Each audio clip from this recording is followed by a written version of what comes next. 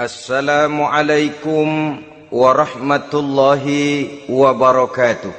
Waalaikumsalam warahmatullahi wabarakatuh. Bismillahirrahmanirrahim. Alhamdulillahi rabbil alamin. Wassalatu wassalamu ala ashrafil anbiya'i wal mursalin, Sayyidina wa maulana Muhammadin wa ala alihi wa ashabihil mujahidin at-tahirin, amma ba'du. Saudara-saudara kaum muslimin seiman dan sekeyakinan yang berbahagia, pada suatu hari seketika sedang berkumpul dengan para sahabat, Rasulullah pernah memberikan peringatan. Beliau bersabda, yushiku an tada'a alaikumul umamu kama tada'al akalatu ala qas'atiha. Pada suatu saat nanti akan datang di tengah-tengah kamu, wahai umat Islam, di mana orang-orang lain di sekeliling kamu akan bersatu mengerubungi kamu seperti bersatunya orang-orang mengerubungi makanan di atas meja hidangan. Akan datang satu saat nanti di mana kondisimu dikepung sedemikian rupa, yang barat mau menerkam, yang timur mau menghantam, yang selatan mau menginjak-injak, yang utara pun akan menjelajah. Kondisimu seperti makanan di atas meja hidangan. Sebagian sahabat merasa heran dan terkejut, lalu mereka bertanya, amin qillati nahnu yawma izin ya Rasulullah? Apakah jumlah kami pada waktu itu sedikit ya Rasul? Kami sampai dikepung sedemikian rupa? Beliau menjawab, bal antum yawma izin katsir. Sama sekali tidak. Kamu tidak sedikit pada saat itu. Bahkan jumlahmu sangat banyak. Kamu adalah mayoritas.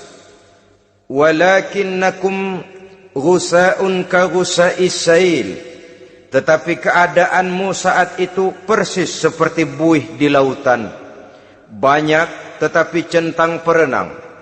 Banyak tetapi tidak punya daya dan kekuatan. Banyak tapi dipermainkan gelombang lautan, dihempaskan ke tepian pantai tanpa punya makna dan arti.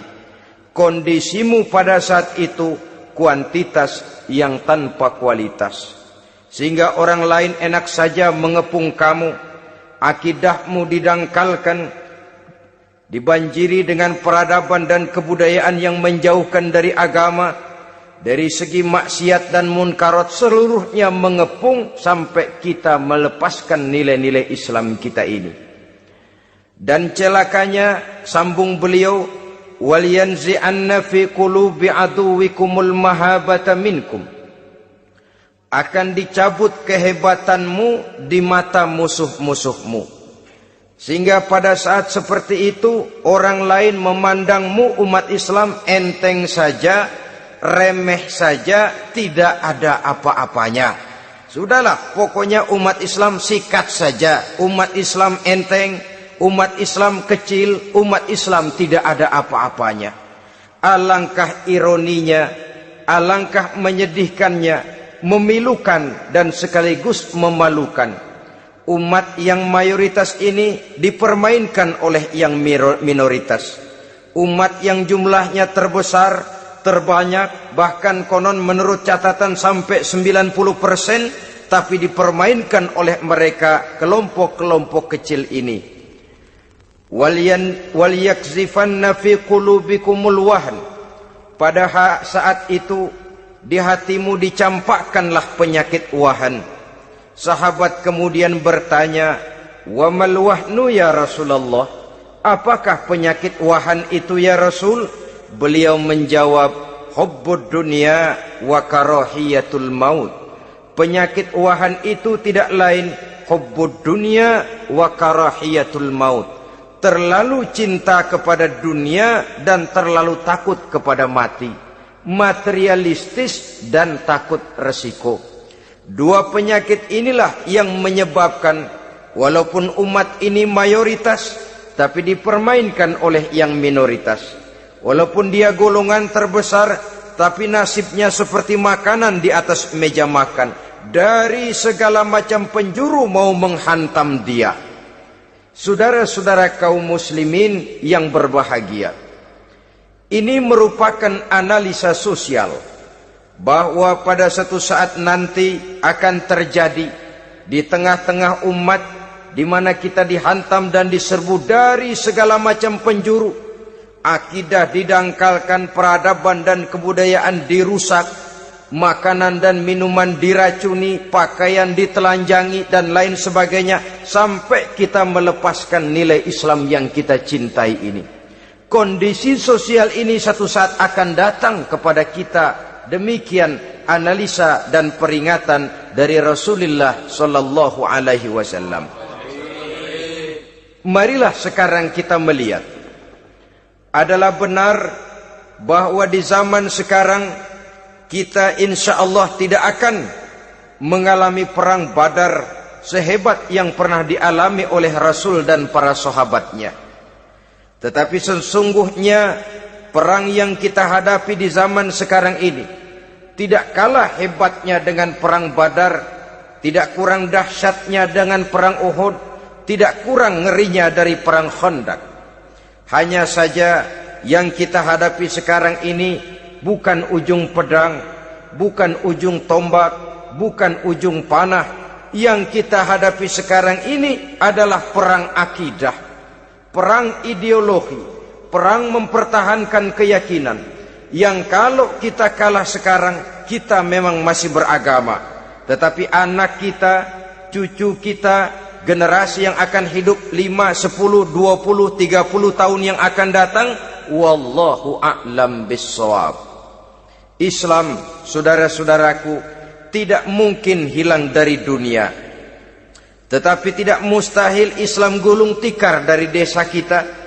Tidak mustahil Islam gulung tikar dari kampung dan kota kita, jikalau kita tidak menjaganya, jikalau kita tidak memeliharanya, bahkan jikalau kita tidak mewariskannya kepada anak-anak kita, generasi yang akan datang. Marilah kita mengingat sejenak bagaimana Islam di Spanyol yang pernah jaya, pernah mewarnai daratan Eropa, dan yang sekarang hanya sekedar tinggal ceritanya saja. Ini pernah diperingatkan oleh Rasul dalam satu hadis, sayati ala ummati zamanun la yabqal Islam illa ismun wala minal Qur'an illa rasmun. Akan datang satu masa di tengah umatku di mana pada masa itu Islam ada tapi hanya tinggal sekedar namanya saja, dan Quran pun ada tapi cuma sekedar tinggal tulisannya saja. Apabila kita tidak mewariskan ini kepada generasi yang akan datang, maka serbuan-serbuan dari berbagai macam penjuru dari hari ke hari semakin kita rasakan kehebatannya. Tidak mustahil sejarah Spanyol akan terjadi di desa kita, akan terjadi di kampung kita, akan terjadi di kota kita. Orang Spanyol kalau mereka cerita kepada anaknya, mereka akan cerita, "Nak, di sini dulu ada masjid." Kapan, Pak? Dulu bener dah. Banyak orang Islam kalau hari Jumat pada sembahyang, kapan itu, Pak? Dulu sekali. Sekarang cuma sekedar tinggal ceritanya saja. Bukankah sesuatu yang sangat tidak mustahil apabila kita tidak menjaga dan mewariskan Islam ini kepada generasi yang akan datang? Maka serbuan-serbuan akan membawakan hasil yang diinginkan oleh para penyerbu itu tadi. Kita sudah menjadi umat yang mayoritas, tetapi umat yang mayoritas ini menurut Rasul dikepung sedemikian rupa, akidahnya didangkalkan, peradaban dan kebudayaannya ditekan sedemikian rupa, kehidupan sosialnya dibuat individualis. Kemudian dari segi pergaulan, pakaian, makanan, minuman dan sebagainya diracuni, sampai dia tidak lagi berpegang teguh kepada agamanya. Dan dikala itu hilang kehebatan umat ini di mata musuh-musuhnya. Orang lain memandang kita ringan saja, enteng saja, satu umat yang sudah kehilangan wibawa. Padahal konon kabarnya kita mayoritas, tapi enak saja dikutak-kutik orang lain. Dan dikala itu di hati kita merajalela penyakit uahan. Penyakit uahan itu apa? Pertama, hubbud dunia, terlalu cinta kepada dunia. Terlalu cinta kepada dunia yang menyebabkan kita lupa. Lupa akan tanggung jawab dan kewajiban. Lupa meneruskan dan mewariskan Islam kepada generasi yang akan datang. Kita berlomba hanya untuk mengejar dunia dan seluruh isinya. Baik dia bernama material, baik dia bernama seksual, baik dia bernama pangkat, jabatan dan kedudukan, berlomba-lomba kita di dalamnya. Sampai tercampaklah penyakit hubbud dunia di dalam hati ini. Berurat dan berakar dunia itu, sulit dan berat kita berpisah daripadanya. Akibatnya kemauan untuk berbuat demi dan atas nama agama sangat sulit terwujud di dalam kehidupan ini.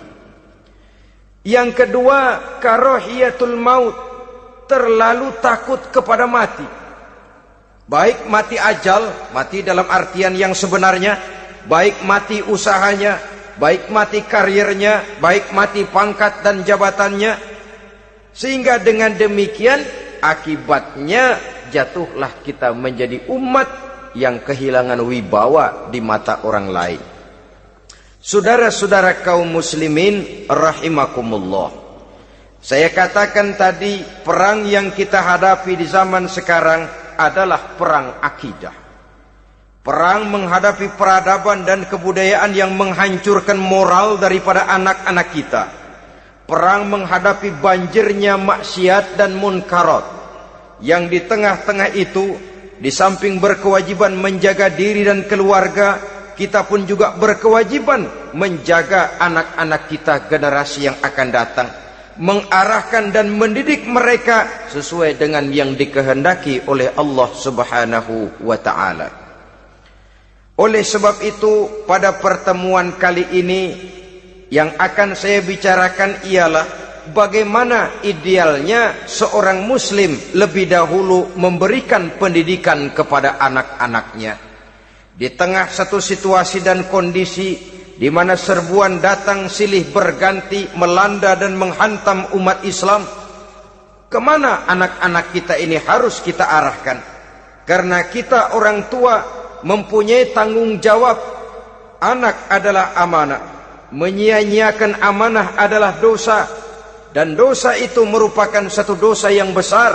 Bahkan orang tua bisa saja masuk neraka kalau tidak bertanggung jawab tentang anak-anaknya. Satu riwayat menjelaskan, ada orang soleh, ngajinya cukup, sholatnya cukup, puasanya cukup, zakatnya cukup, di mana ada majelis taklim hadir, baca Quran hobi, fitnah orang tidak pernah. Di akhirat setelah disidang dia ternyata lebih banyak kebaikannya daripada kejahatannya, maka dia pun diperintahkan dan dipersilahkan masuk ke dalam surga. Giliran anaknya disidang, biang okem nih anak. Ditanya, siapa Tuhanmu? Tidak tahu. Siapa nabimu? Ente nyaho. Apa kitabmu? Ora gelem. Kamu pernah sholat? Tidak. Zakat? Tidak. Puasa? Tidak. Judi? Hobi. Zina? Tiap malam. Mabuk? Berat. Wah, brengsek kamu. Kebaikan tidak ada barang sedikit pun, sementara kesalahan dan dosa berlipat ganda. Kamu neraka. Anak ini protes. Benar, saya tidak kenal siapa Tuhan saya. Saya tidak tahu siapa nabi saya. Saya tidak tahu kitab suci dan kiblat saya. Saya tidak sholat, tidak zakat, tidak puasa. Tiap malam saya judi, saya zina, saya mabuk. Tapi saya kerjakan semua itu karena saya tidak tahu dan orang tua saya tidak pernah memberitahu saya. Dia enak-enakan hadir di majelis taklim, saya nyekek botol, didiemin saja.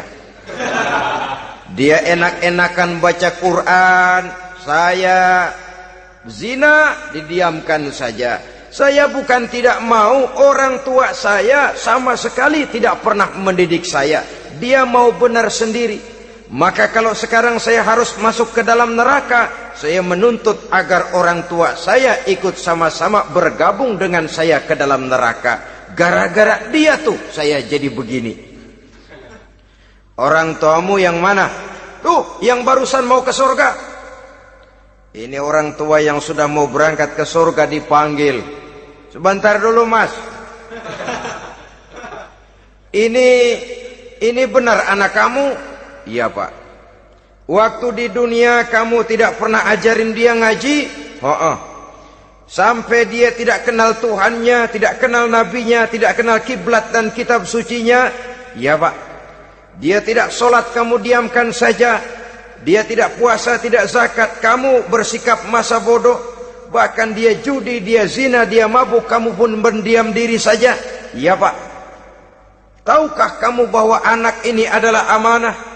Menyia-nyiakan amanah artinya khianat, dan khianat adalah dosa yang sangat besar. Kamu tidak bertanggung jawab, maka kamu, anakmu gabung ke dalam neraka. Saudara-saudara kaum muslimin rahimakumullah, itu sebabnya Allah pesan benar-benar, ya ayyuhalladzina amanu qu anfusakum wa ahlikum nara. Hai orang-orang yang beriman, jaga dirimu dan keluargamu, istri, anak, orang-orang yang menjadi tanggung jawab dan kewajiban kita, jaga dan pelihara mereka dari api neraka. Saudara-saudara kaum muslimin, lalu kalau kita orang-orang tua yang hidup di zaman sekarang ini sudah sering beristighfar, mengurut dada, melihat situasi, membaca peta keadaan, konon tantangan yang akan dihadapi oleh anak-anak kita 15, 20, 25 tahun yang akan datang jauh lebih berat dari apa yang kita hadapi sekarang ini. Maka adalah wajar jika kita sebagai orang tua yang cinta kepada agama, cinta kepada anak-anak kita, berpikir untuk mewariskan nilai-nilai yang luhur ini kepada anak-anak kita generasi yang akan datang. Bagaimana pada mulanya kita harus mendidik mereka? Mari kita telusuri apa yang dicontohkan oleh Al-Quranul Karim. Orang-orang tua bijaksana yang diceritakan dalam Al-Quran, kalau sudah berpikir tentang anak-anaknya generasi yang akan datang, pendidikan pertama yang diberikan kepada anaknya ternyata adalah persoalan akidah. Nabi Ibrahim, pertanyaan yang paling merisaukan beliau buat anak cucunya ialah, ma ta'buduna min ba'di. Saudara bisa lihat surah Al-Baqarah ayat 133. Anak-anakku, kalau pada satu saat nanti aku, ayahmu ini sudah tidak ada lagi, meninggalkan kamu semua, meninggalkan kehidupan dunia ini, ma ta'buduna min ba'di, apa yang akan kamu sembah nak kalau ayah sudah tidak ada lagi? Jikalau ayahmu sekarang masih rajin ke masjid, melakukan rukuk dan sujud, i'tikaf dan membaca Quran, kalau satu saat ayahmu meninggalkan dunia ini, masihkah engkau mau ke dalam masjid? Masihkah engkau rukuk dan sujud? Masihkah engkau i'tikaf? Ma ta'buduna min ba'di, apa yang akan kamu sembah kalau aku ayahmu tidak ada lagi nak? Ditanamkan bukan hanya keyakinan bertauhid, sekaligus juga menyembah kepada Allah yang kita yakinkan dengan tauhid itu tadi. Bukankah berbeda dengan kita kebanyakan orang tua sekarang? Kita tidak pernah berpikir ma ta'buduna min ba'di. Kalau bapak tidak ada, kamu nyembah apa nak? Kita orang tua sekarang pagi-pagi malah berpikir ma ta'kuluna min ba'di. Kalau bapak enggak ada, kamu nanti makan apa nak? Bukan nyembah apa yang kita pertanyakan, bukan nyembah apa yang kita khawatirkan, makan apa nak? Maka yang dicari lalu sekolah-sekolah yang bonafit, yang tidak peduli apakah itu merusak imannya, mematikan akidahnya, menghancurkan keyakinannya. Yang penting ada jaminan hari depan bisa dapat lapangan kerja. Akibatnya berduyun-duyun orang-orang tua muslim menyekolahkan anaknya di sekolah-sekolah yang bukan Islam, yang nyata-nyata membahayakan akidahnya, dididik dengan kultur dan budaya yang bertentangan dengan nilai-nilai agamanya. Bukankah ini berarti merelakan anak untuk dikafirkan? Bukankah ini artinya menyerahkan anak untuk ditulis menurut selera para pendidik yang tidak sesuai dengan nilai akidah yang dimilikinya? Mengapa kita tidak berpikir seperti Nabi Ibrahim, yang sebelum memberikan pendidikan kecerdasan, sebelum pendidikan matematika, IPS, PSPB dan disiplin ilmu lainnya, yang pertama ditanamkan ma ta'buduna min ba'di. Kalau ayahmu tidak ada, kamu menyembah apa nak? Menyembah Allah apa nanti malah menyembah harta? Menyembah Allah apa nanti malah mendewa-dewakan pangkat dan jabatan? Menyembah Allah apa malah nanti menyembah alam? Itu yang dikhawatirkan Nabi Ibrahim kepada generasi yang akan datang. Dan itu saudara-saudara yang seharusnya mengkhawatirkan kita kepada anak-anak kita, generasi yang akan datang. Lihatlah serbuan akidah di zaman sekarang ini. Dimanfaatkan kemiskinan kita umat Islam. Diberikan kita tawaran berupa beras, pakaian, obat-obatan, kalau perlu beasiswa, asal bisa melepaskan keislaman kita ini. Bertahap, sedikit demi sedikit, step by step, shibran bi shibrin wa zira'an bi zira'in. Dan harus saya ingatkan, orang di zaman sekarang tidak mungkin menghantam Islam secara frontal. Tidak mungkin menghantam Islam terang-terangan, apalagi mengerahkan satuan militer. Tidak. Orang berhitung bagaimanapun kondisi dan kualitasnya umat Islam, mereka masih punya satu modal penting, fanatisme agama. Kalau ini disulut, api jihad segera berkobar, dan hanya maut yang bisa menghentikan orang yang dibakar dengan semangat jihad. Orang tahu itu. Betapa Uni Soviet kedodoran menghadapi mujahidin Afghanistan yang disulut oleh semangat jihad yang berkobar dengan persenjataan yang primitif ketimbang persenjataan Uni Soviet. Entah mereka pantang surut mundur ke belakang. Jadi jangan mimpi bahwa orang mau menghantam Islam ini dengan melarang pengajian, meruntuhkan masjid, menyegel pondok pesantren. Tidak. Melarang orang sholat. Tidak. Kalau perlu masjid diperbanyak, musola diperbesar. Tapi bikin itu masjid seperti museum. Besar, megah, mercusuar, tapi bikin seperti museum. Tempat orang kagum, tempat orang memuji, tapi sunyi dari nilai-nilai ibadah. Saudara-saudara kaum muslimin, untuk sampai kepada penghantaman akidah, jalan yang paling mudah dirintis sekarang ini secara bertahap dan sistematis, memisahkan umat Islam dari Islamnya. Biarkan mereka bernama Muslim. Biarkan di atas kartu penduduknya tertulis agama Islam. Tapi tanamkan budaya-budaya yang menyebabkan cara bergaul mereka, cara berumah tangga mereka, cara bertetangga mereka, sampai kepada cara mereka berpakaian, cara mereka bergaul, cara mereka makan dan minum, cara mereka mendidik dan menyekolahkan anak sama sekali tidak lagi mencerminkan nilai-nilai yang islami. Itu sudah satu usaha yang paling praktis, memisahkan umat Islam dengan Islamnya. Kalau sadarlah kita ke arah ini usaha orang di zaman sekarang, maka yang harus pertama kita tanamkan kepada anak-anak kita, didik mereka dengan jiwa tauhid yang mengkristal di dalam batinnya, meresap sampai ke tulang sumsumnya, yang tidak akan sampai pun nyawa berpisah dari badannya, akidah itu tidak akan berpisah dari hatinya. Bahkan dia sanggup dengan tegar berkata, lebih baik saya melarat karena mempertahankan iman daripada hidup mewah dengan menjual akidah. Satu khittah, satu garis kehidupan yang perlu kita wariskan kepada anak-anak kita, generasi yang akan datang. Dahulu ada satu tradisi, saudara-saudara.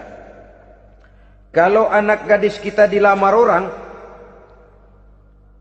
lalu bertanya, anakmu mau ngelamar gadis saya, apa sudah khotam Quran berapa kali?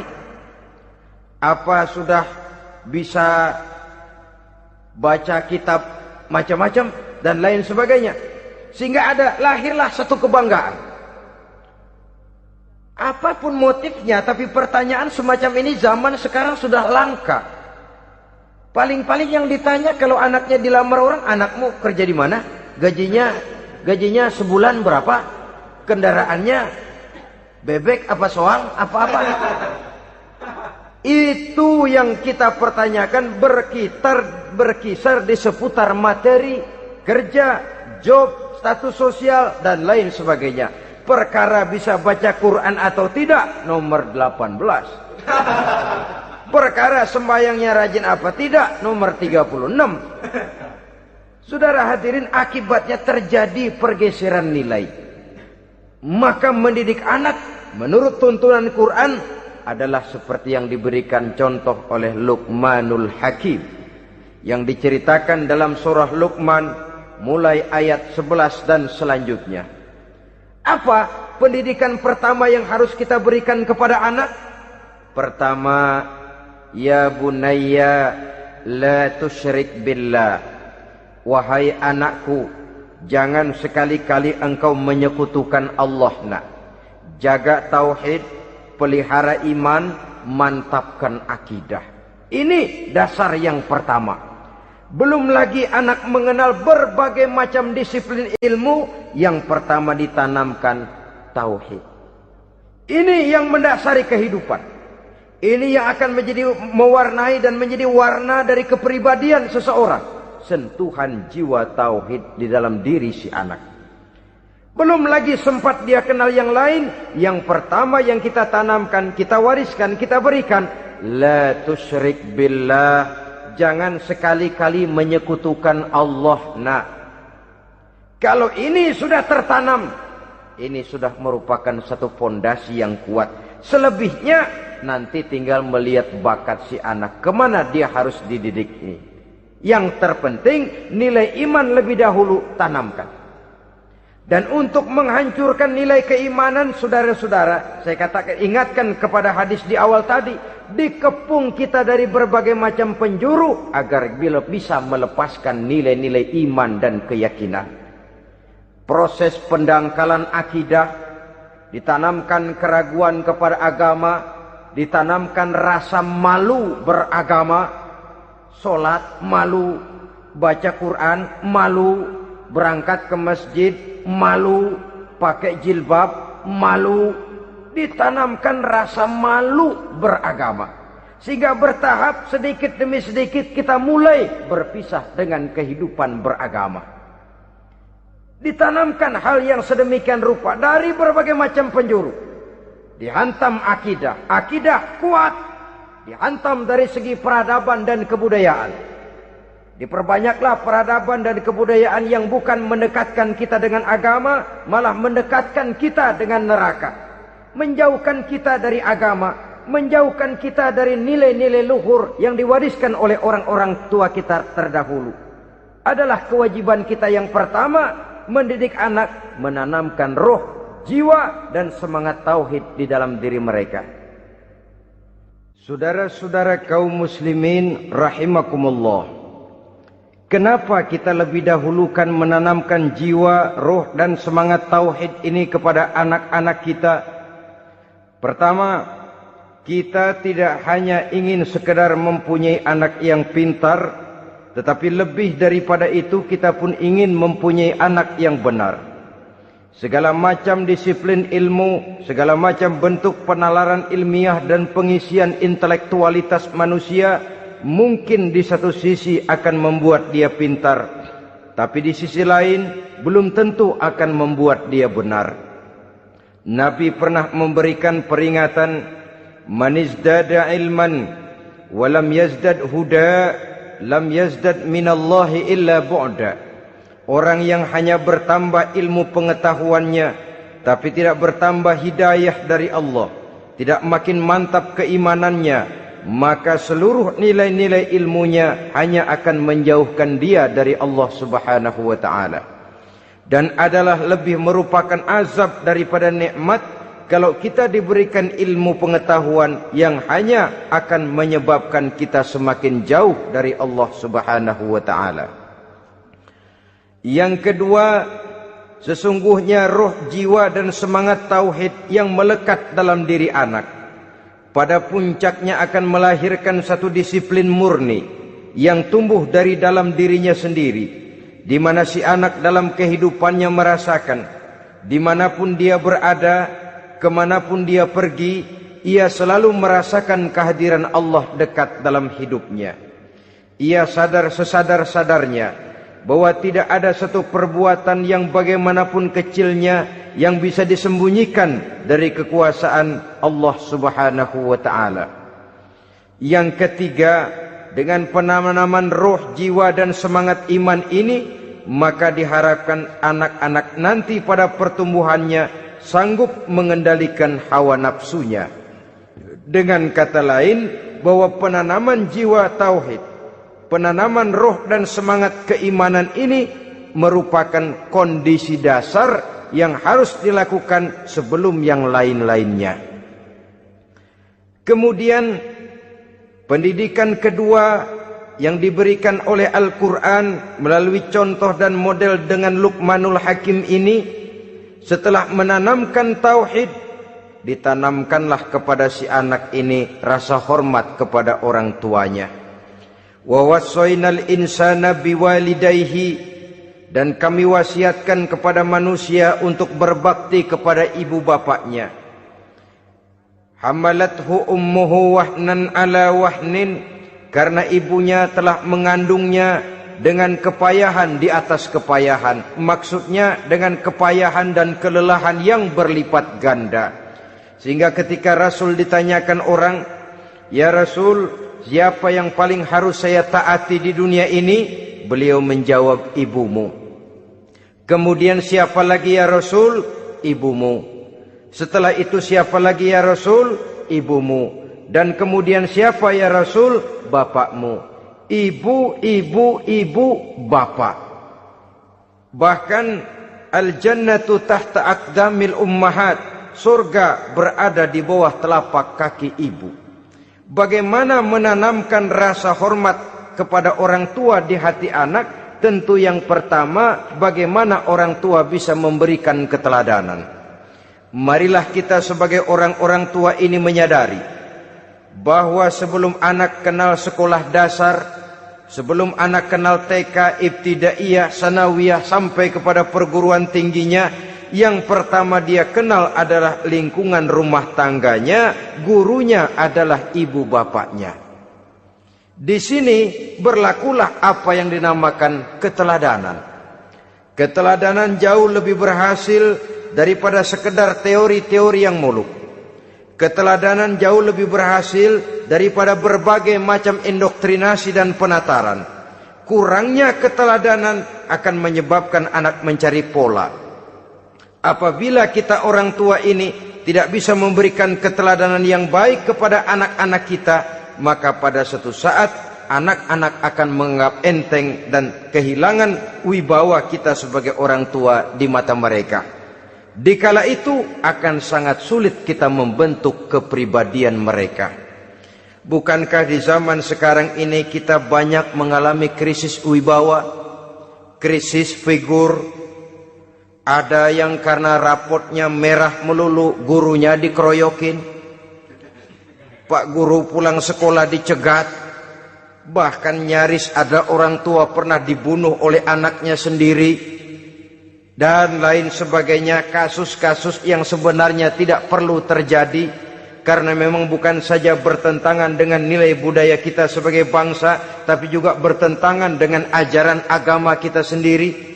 Krisis wibawa, krisis figur, yang juga akibatnya harus kita sadari banyak faktor yang membentuk kepribadian anak.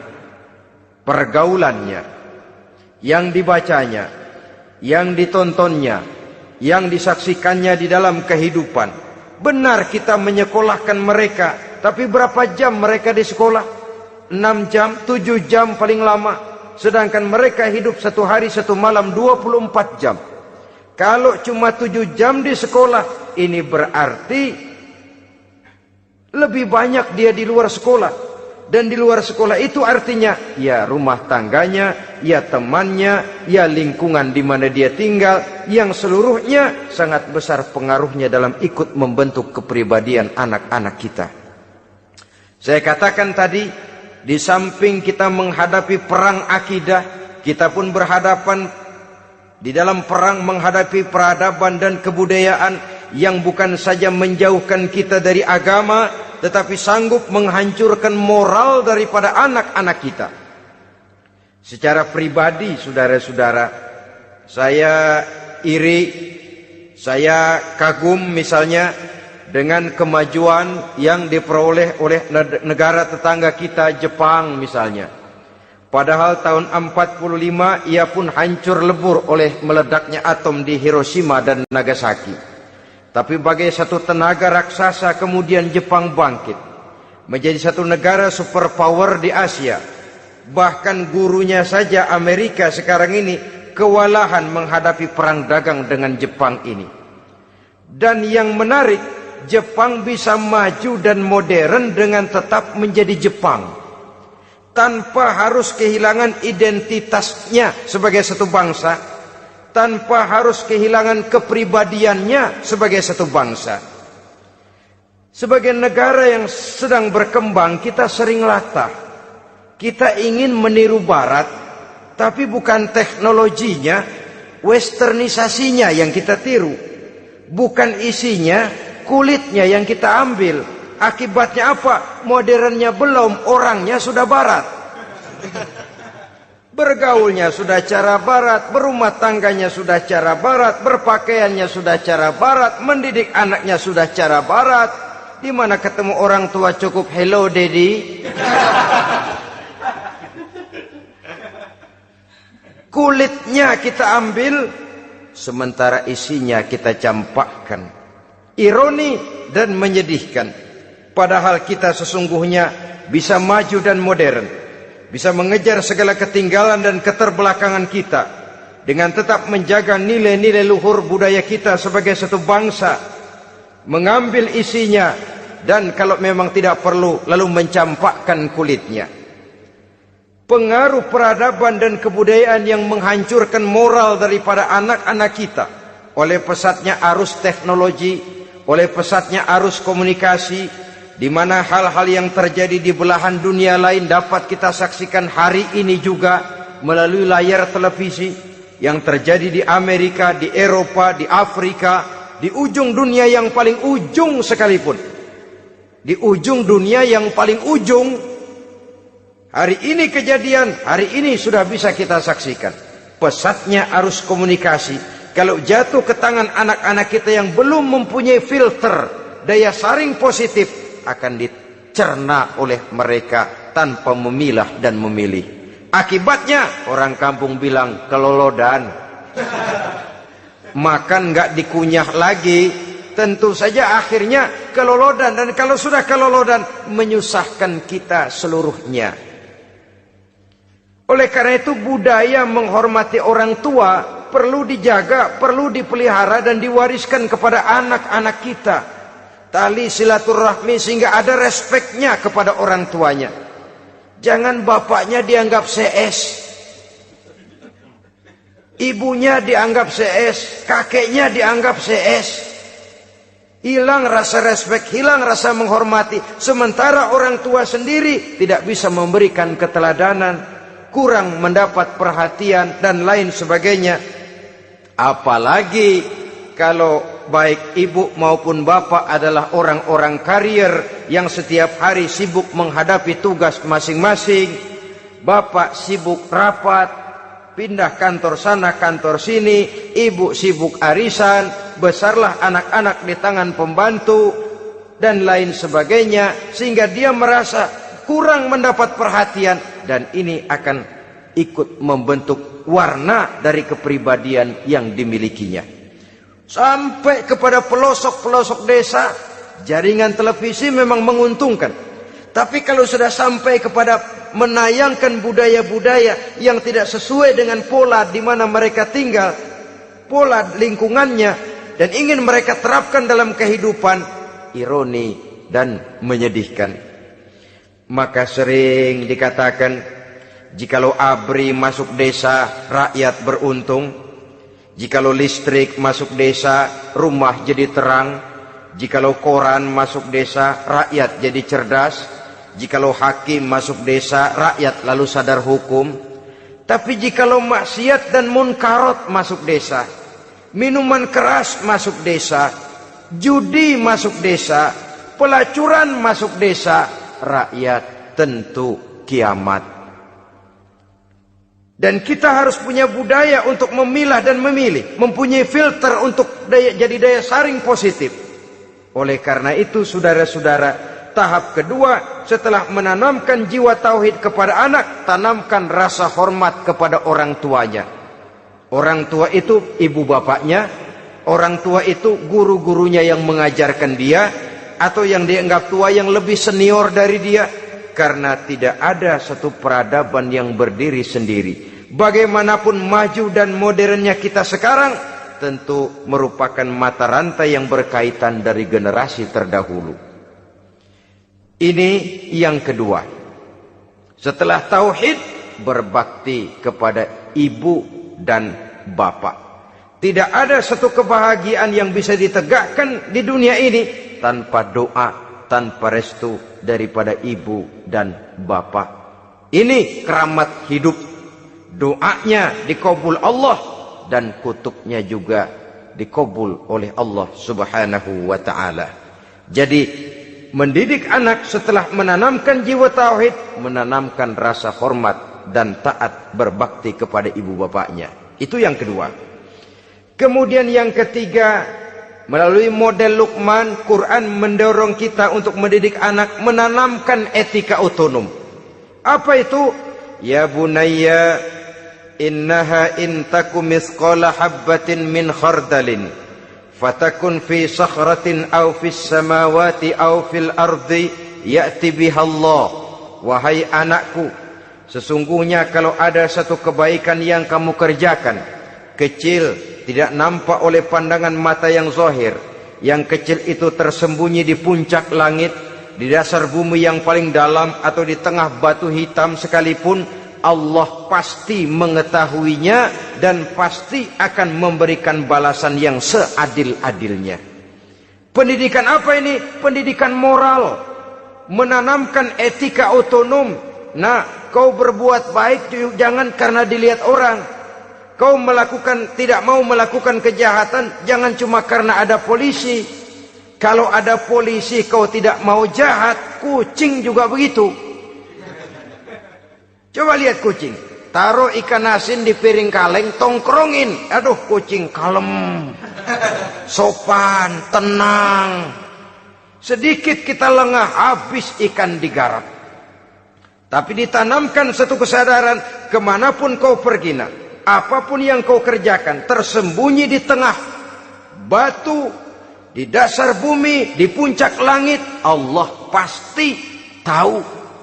Dalam bahasa yang ringan, Kita ini diawasi oleh 2 hiperkomputer yang maha sensitif.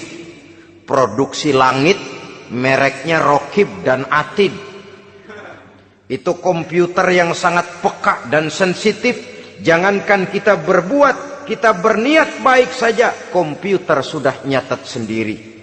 Inilah yang orang sekarang namakan waskat, pengawasan malaikat. Kalau hidup sudah merasa diawasi oleh malaikat, waskat berhasil. Tapi kalau waskat sudah diawasi malah nekat, itu yang gagal. Atau yang diawasi dan yang mengawasi sama-sama sepakat, itu juga bisa cincai. Saudara-saudara kaum muslimin rahimakumullah. Waskat dalam pengertian kita muslim, bagaimana hidup ini merasakan diawasi oleh malaikat.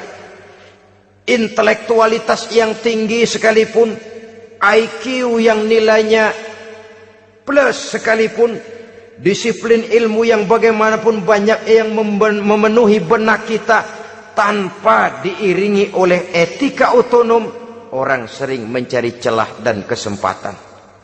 Mencari celah dan kesempatan.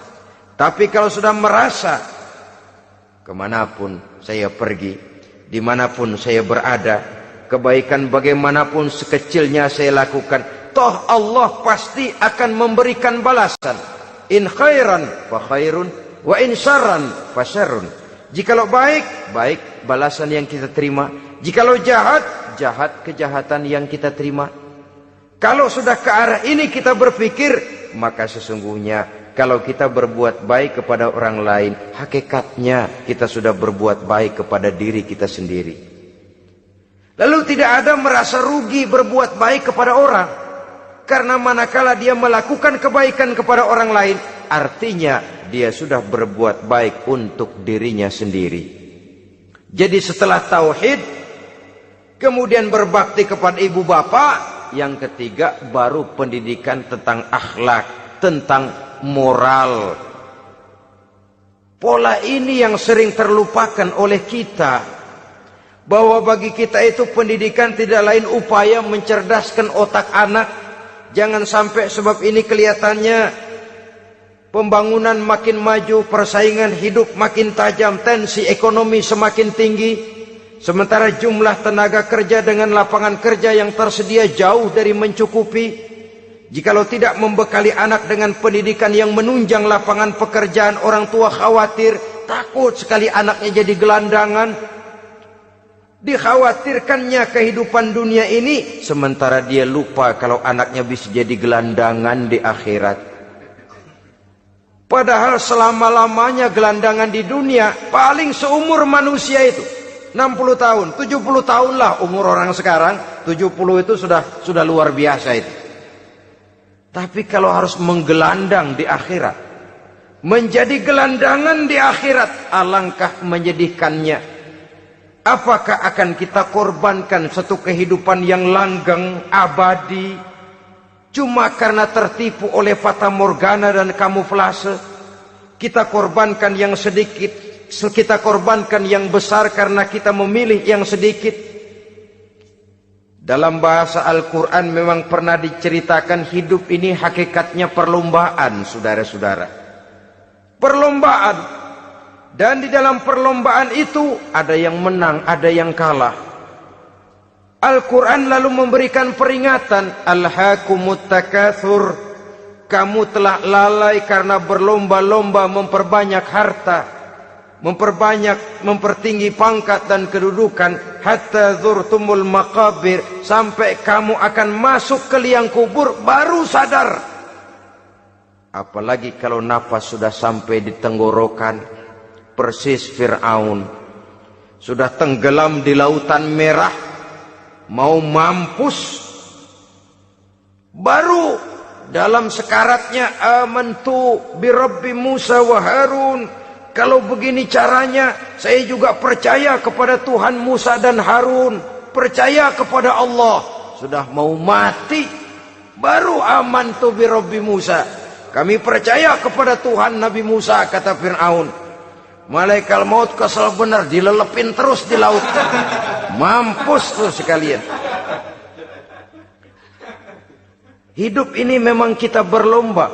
Berlomba dengan waktu, berlomba dengan umur, berlomba dengan tenaga, berlomba dengan tetangga. Yang jangankan kita sampai mundur, berhenti saja sejenak, kita akan ditinggalkan oleh yang lain. Tiada kata mundur, bahkan tiada kata berhenti. Sekali kita melangkah, melangkahlah terus. Tapi berlombalah seperti yang dikehendaki Quran. Fastabiqul khairat. Berlomba-lombalah di dalam kebajikan. Jangan berlomba-lomba di dalam kemaksiatan, kemunkaran, kejahatan. Berlombalah dalam urusan kebaikan. Saudara-saudara kaum muslimin rahimakumullah. Tauhid, berbakti kepada ibu bapa, kemudian pendidikan tentang moral. Apabila pendidikan tentang moral sudah tertanam, barulah lihat bakat si anak. Kemana bakatnya? Anak saya kelihatannya dari kecil demennya main bedil-bedilan saja. Beri kali itu.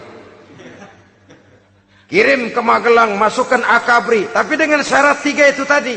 Iman sudah tertanam, rasa bakti kepada ibu bapak sudah ada, dan punya nilai moral.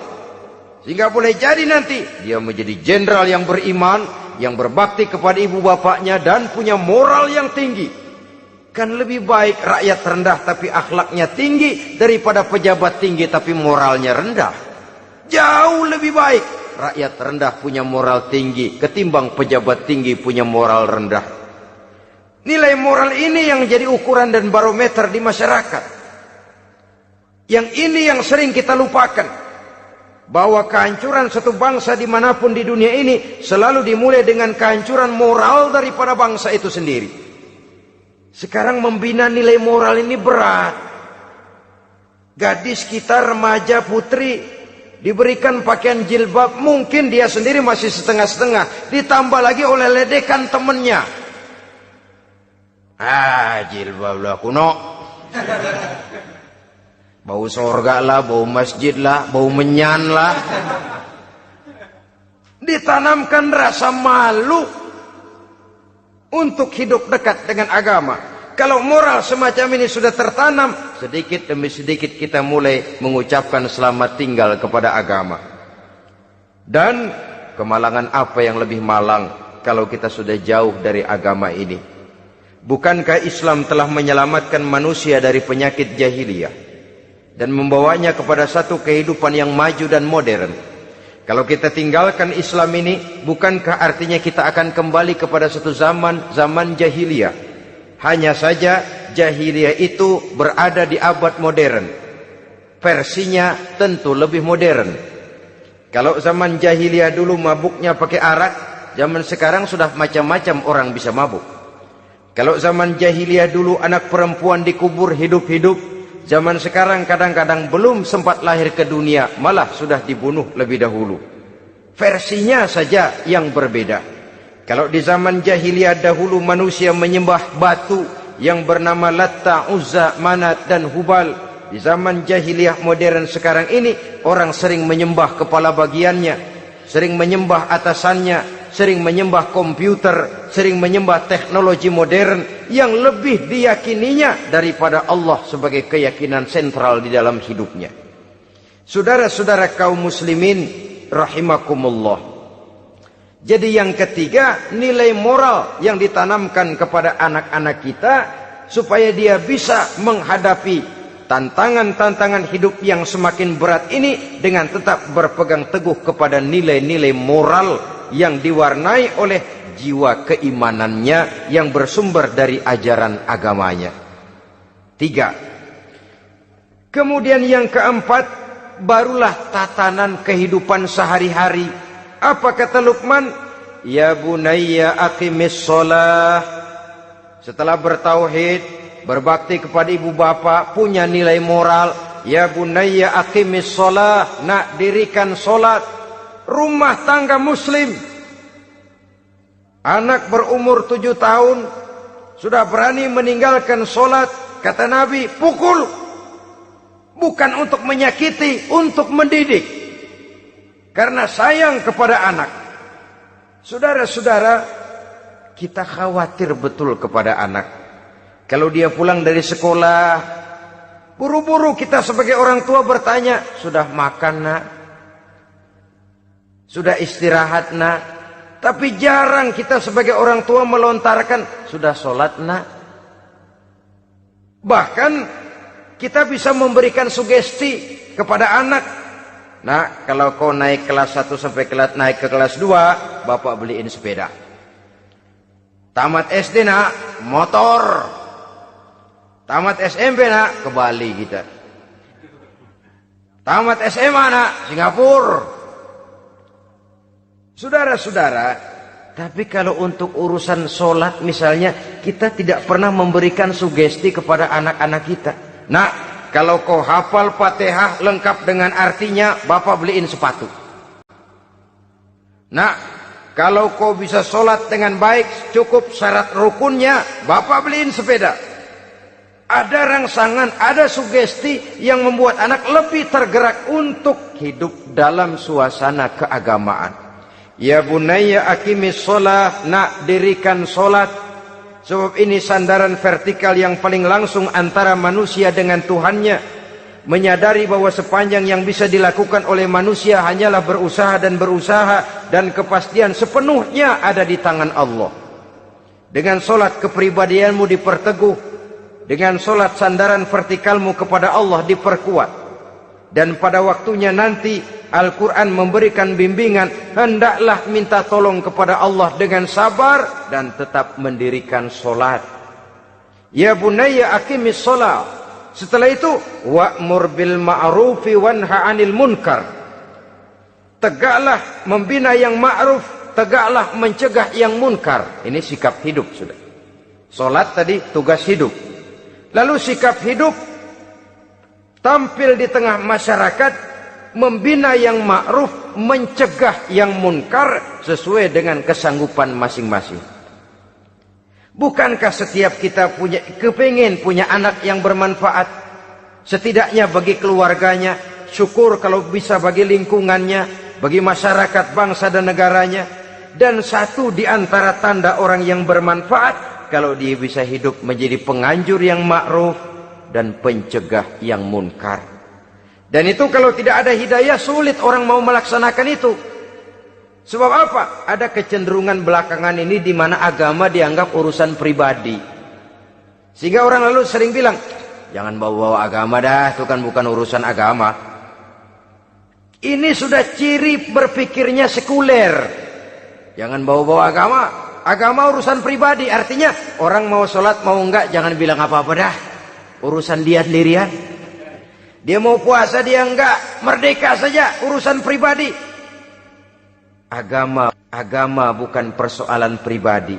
Apalagi jika sudah menyangkut amar ma'ruf dan nahi munkar, siap menegakkan yang baik, mencegah yang munkar, untuk tegaknya satu masyarakat yang diwarnai oleh kebaikan dan terhindar dari segala macam kejahatan.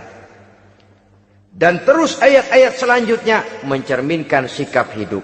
Namun yang intinya, cara mendidik anak yang baik yang dicontohkan oleh Al-Quran dengan Luqmanul Hakim sebagai model.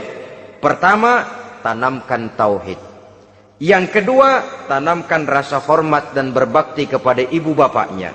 Yang ketiga, tanamkan moral, nilai akhlak yang tinggi. Setelah itu yang keempat, biasakan hidup dalam suasana keagamaan. Kontrollah sholatnya, kontrollah baca Qur'annya, kontrollah puasanya di bulan Ramadan. Ajaklah anak-anak sholat berjamaah, sehingga dengan demikian dia terbiasa oleh satu suasana yang mendekatkan dia dengan nilai agamanya. Dari sana diharapkan nilai-nilai ilmu yang didapatnya dari bangku sekolah akan menciptakan keseimbangan dengan yang ditanamkan oleh orang tuanya dalam bentuk yang dijelaskan oleh surah Luqman itu tadi.